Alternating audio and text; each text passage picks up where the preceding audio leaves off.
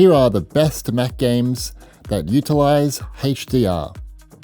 Death Stranding, in my opinion, is the best Mac game to show off HDR. This tech adds immensely to the quality of the gloomy presentation in the game. With this tech enabled, I love admiring the incredibly detailed open world on offer here. From the fog surrounding the tall mountains, the massive waterfalls, the beautifully rendered vegetation, to the uncanny effects when encountering beached things. To appreciate HDR in this port, it's best to play the game on an M-series chip that can easily pull off very high settings and high resolutions. You can enable HDR for the game under Options and HDR Settings. The HDR brightness determines peak nits. I believe up to default 50 value, it's 15 per step. Past that, it's 150 per step. You'll have to configure this for your setup. Capcom have ported all of the modern RE titles to Mac, and they all support HDR on Mac with great results. However, I think RE3 uses it best. It enhances the neon lights, the colourful reflections, and the lighting in the streets. Oh, and the flames. The flames look great with HDR. This game mostly takes place during night, and the increased detail in bright areas and higher brightness range is worth the loss of the really black areas. If you have an M-series Mac that is able to pull off max graphics, even at 1080p, playing RE3 in HDR feels like a generational upgrade. It might not come across in video, but the difference between HDR and SDR here is just dramatic. You can simply enable HDR under Options, Display, and HDR mode. Shadow of the Tomb Raider was one of the first Mac games to support HDR way back in 2019. I remember playing the game on my M1 MacBook Pro and being blown away by the game's blockbuster graphics, and then realizing how much better the game looked when using HDR as well. With HDR on, it really adds to the experience. Exploring caves with a flashlight is so cool. Navigating through the bigger, more open areas looks wonderful, and seeing all the big explosions that the game offers is a real treat with HDR. You can enable HDR under Display Settings. Also, take note of HDR luminance recommendations from Feral. You'll have to configure this for your setup. When you're in the jungle, sometimes the brightness is a little too much if you've set it too high. To improve this on your display, you can also lower the brightness under System Settings. I don't really know how to play No Man's Sky, and the game just isn't for me, so my footage here isn't the best representation of HDR, and I'm sorry for that. But what I've seen from what I've played is that with HDR, it really adds to the vibrant worlds on offer here, with their striking colors that pop. But sometimes there are some worlds here that look like absolute poo, but there are some like planets here that just look gorgeous. In a recent graphics update for PC and console, visuals have improved if you opt for Ultra graphics. It brings improved lighting, shadows, animation fidelity, volumetric effects, texture quality, and greater draw distance. For the best experience with HDR in No Man's Sky, I strongly recommend playing at Ultra graphics if your Mac can handle it. You can enable HDR from Options and Display and then Graphics. Ubisoft just updated AC Shadows on Mac. The FPS has been slightly improved, but overall it still runs very poorly on every Mac. And Ubisoft have also slightly improved HDR support on Mac. Even with the poor performance here, I still think the game features the best graphics of any modern game right now on Mac, but the majority of you probably won't enjoy the frame rate. Obviously, Shadow's technical makeup is built specifically around ray tracing tech and HDR. If you opt for HDR over SDR, it improves the overall color of the game and greatly improves brightness during night on HDR displays. HDR can be found under Options and Image Calibration. You can adjust the exposure to your display. HDR in AC shadows definitely isn't perfect, but when it works here, it's pretty good. Control features a contrast-heavy visual design, and HDR gives greater local brightness and contrast and rich color tones. I might be speaking gobbledygook, but the visual presentation with HDR gives off a more cinema style to the game.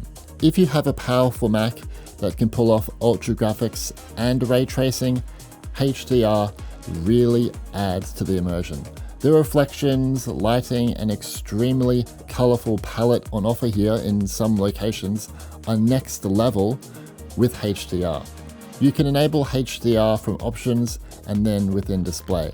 Just note, if you're playing on a Mac's native display, HDR looks terrible right now. But right now, you need to play the game on an external HDR10 compatible display for better results.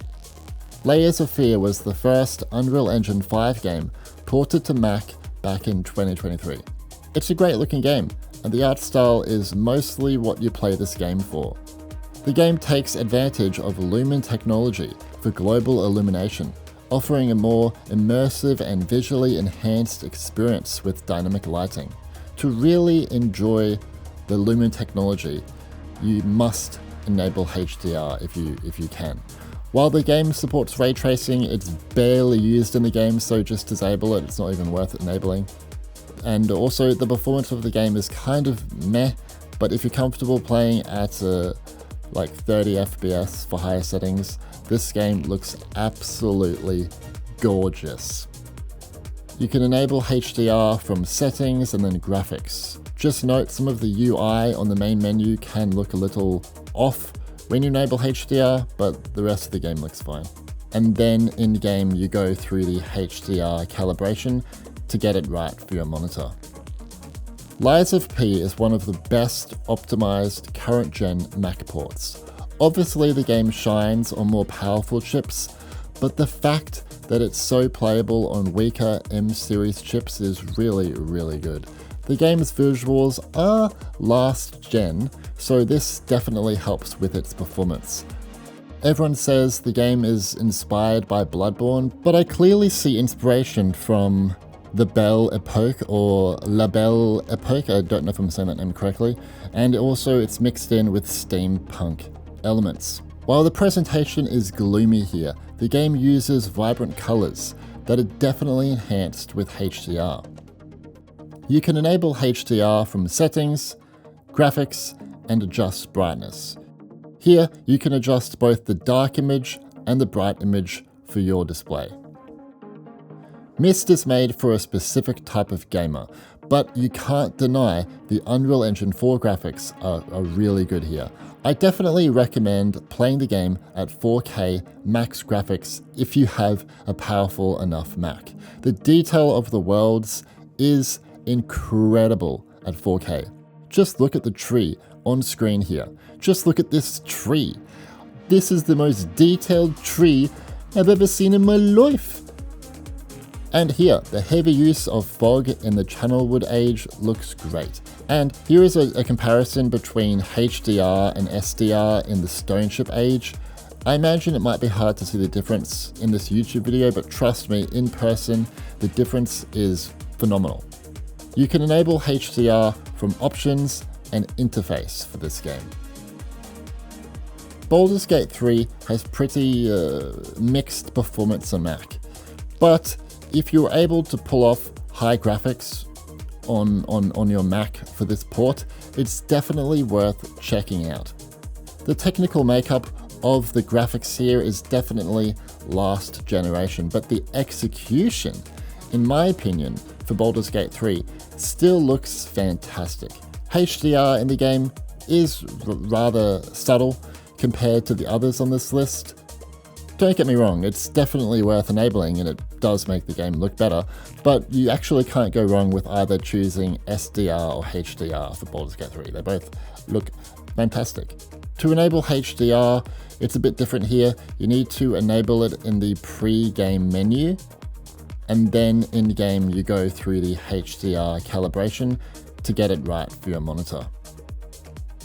Here are some bonus Mac games with HDR support. As we all know, Cyberpunk 2077 will be coming to Mac at some point in 2025. While it's not confirmed that HDR will be added to the Mac port, I think the chances are extremely likely. If it's not there, that's just stupid. This might be one of the best Mac games to show off HDR on Mac. Feral Interactive's Grid Legends also has HDR support on Mac. It's not very noticeable in my opinion compared to running the game with SDR, but it's cool to have it nonetheless. Cyan also added HDR support to Firmament on Mac. It's great, but I think Myst uses HDR better than Firmament, so yeah. So what do you think of these Mac games with HDR support? For me, HDR doesn't get enough press compared to, 4K. For me, it easily impacts visuals much more than 4K or high resolutions, especially with all the upsampling now in modern games.